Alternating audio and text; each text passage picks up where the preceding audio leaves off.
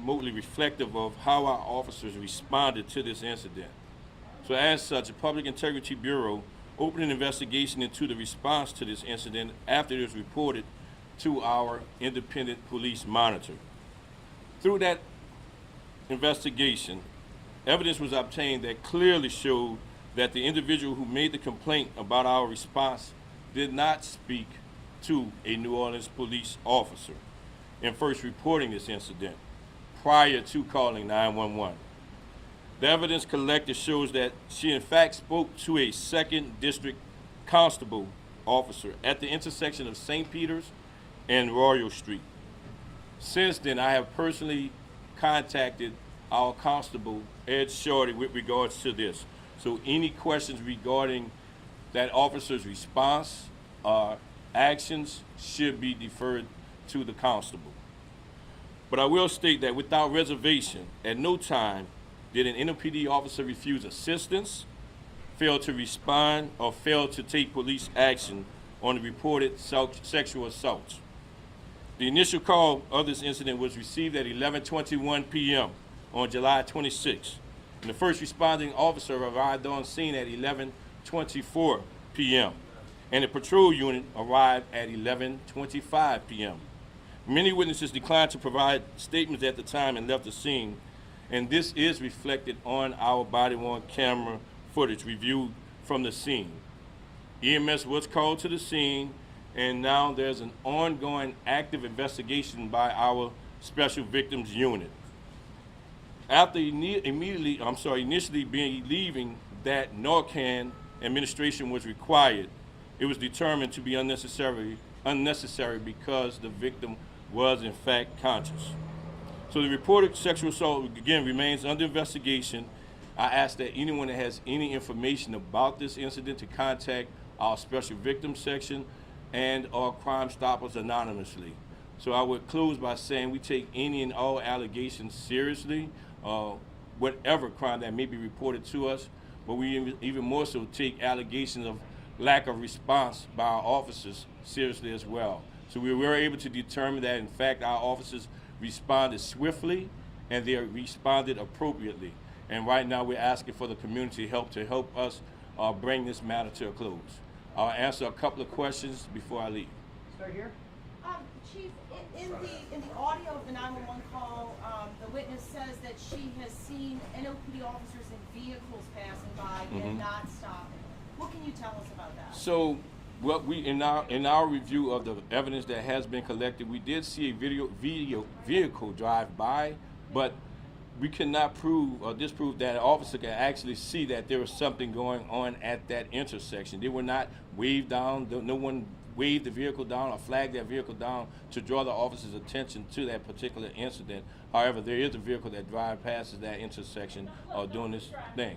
Was the witness there at that time, and did she try to flag down any of the officers? Not based on the footage that we've seen so far, we weren't able to determine that if she actually tried to flag them down. We couldn't see that. Any other questions? All right, so you've reviewed footage. Did any of that show the alleged perpetrator leaving the scene, where he went, how he escaped, and how he escaped? So all of that's still a part of, a lot of that is still a part of the ongoing sexual assault investigation. Again, we had two things going on. We had a disciplinary investigation that we launched initially based on reports by the media and reports that were made via social media. That is now closed because we were able to determine that did not include a New Orleans Police Department officer. Now we have the sexual assault investigation, and that is what we're trying to do now. I have not released any information on that, and that's intentionally because it is an active investigation in which the detectives need to gather more information. So as we obtain footage that we think is pertinent to the investigation that they would like to release, we will release, but I will not speak to what they have right now. But are you in contact with her victim? Is she cooperating? Ongoing investigation. Ongoing investigation.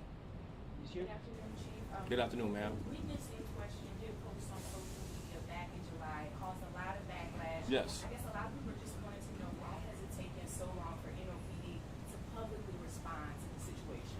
Well, you know, as is the case with any investigation, we have to do our due diligence, collecting evidence, and that's what it's about.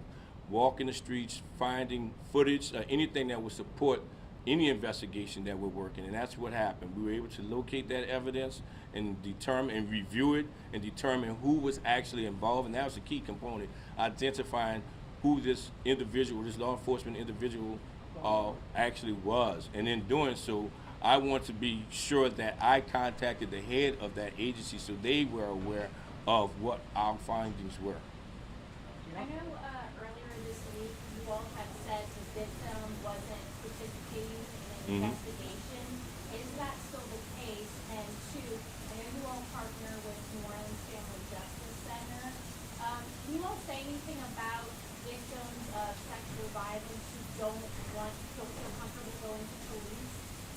Is there anything I want you to say about that? Can you say anything about is the victim still not participating in an investigation? I think that's what Mike was trying to allude to before, and I'm just not going to speak to that right now. And To those victims who don't feel comfortable going to police, is there another resource for them? now we have the Family Justice Center, of course, located at the U.S. Post Office on Loyola. They can go to. We have the independent monitor, in which they can go to. But I think that our detectives have done a phenomenal job in following up on investigation in which they are receiving cooperation. So there should be no hesitation in contacting our law enforcement agency, specifically NOPD, to investigate such cases like this. I think the main point that a lot of other people are making is that the actual sexual assault happened. Yes. There was an unconscious woman whose body was violated, right? And while NOPD, listen, I think that there were reports that were falsified that I'm glad we have made clear Yes, that sir. NOPD's response time was great, so this isn't that. But the other point is the culture of something like this to happen, because we know it happens in the fringe quarter, and we know that some people, listen, some people have a weird kink or whatever it is. What are we going to do to make sure we're protecting people and making sure that the next time somebody reports something, that they don't have to get like bashed all over social media? Listen, she was halfway wrong, but she was still right in the sense of she did the right thing. Right. How are we going to protect people going forward so that maybe this never happens again? So it's our duty to protect people every day, no matter what the circumstances are. And we do a heck of a job of doing what we can, given our capacity. I can't control what is being said or done on social media. Our job is, first we want to prevent anything from occurring, but if something does occur, we want to identify, locate, and arrest those individuals that are responsible for these. Prevention How is, do we prevent the next woman from being sexually assaulted while unconscious? so the biggest thing is we just have to take responsibility, all of us, into what we're doing. I'm not going to stand here and victimize that victim again. It's a traumatic incident which she went through. We're going to do our best, as we always are doing, with regards to trying to prevent anyone from being victimized. Sexual assault, homicide, no matter what it may be. Our biggest thing is, as I've always said, trying to target harden ourselves, be aware of our surroundings, be aware of what we're doing, be aware of the situations we may be placing ourselves in, intentionally or unintentionally. Advocate. Have you identified the two marked vehicles about? We haven't. Yes, we do know who the vehicles are. We know who that vehicle is. I don't know the number or anything or the name of the officers at this time, but we do know who they are. I just wanted, I may have missed this, but just when it comes to a suspect, anything that you could tell us about the person who did this? Not at this time, no ma'am. Unfortunately, no, not at this time. And that's why I was asking if anyone has any information, please get that information to us. How do we avoid the confusion about like who's an NOPD, who's a movie, because there's a lot of movies happening, and even residents have a little bit of a confusion about like who do I go to, because it all blurs, especially at So, night. I mean, bottom line is, I don't think that the complainant was being malicious or malice towards the New Orleans Police Department. She thought she was speaking to a police officer. Unfortunately, some of our uniforms are similar in nature. I mean, even with parking control, it's similar in nature. So she thought she was talking to a police officer, and that is why I'm here now to clear that up. She was not speaking to a police officer at that time. So, thank you all. Have Thank a you good very evening. much.